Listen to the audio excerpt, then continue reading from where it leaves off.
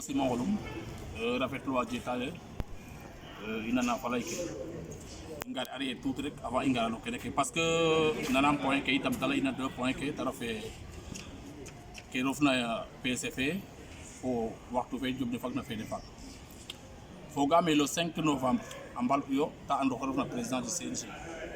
le 9 novembre ta installé le 29 dango it me ke na adressé ngon ajiga poj kala ina men ajiga kawat ina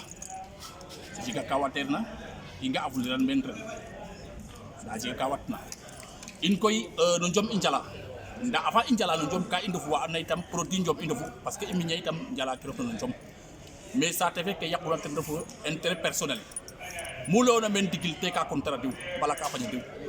foga me fagun fat la ya no meke no terre gal gi ajek pirka inorna sa te fa ambuti do dal lay dene ampagne tadino a chaf ambina den poilu i garba bo table lama dene pir keke mi vene ko ale fuda ko ale muju fuf fuf ke fuda Dakar njom o PS angana xano yakini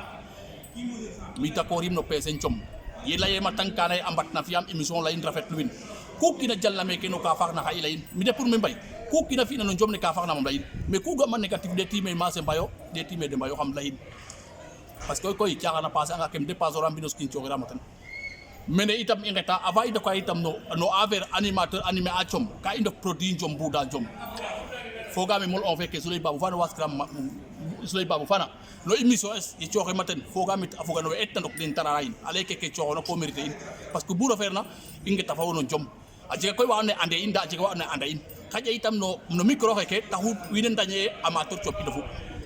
ndaga anjom intérêt personnel ten yak do yak to intérêt personnel faaxe fat it itakin jomne it ke andoona yee ten avancer nun taraf mi fi 1000 francs ke pirke dawat nena meke me gen wa meke lay kontanam ten mais pese o pese anga mbir no yakit mais 3 catégories ke dala mais xa sa te fa la rawga du poids léger poids lourd dambi no 3 jours kaga agorof Dakar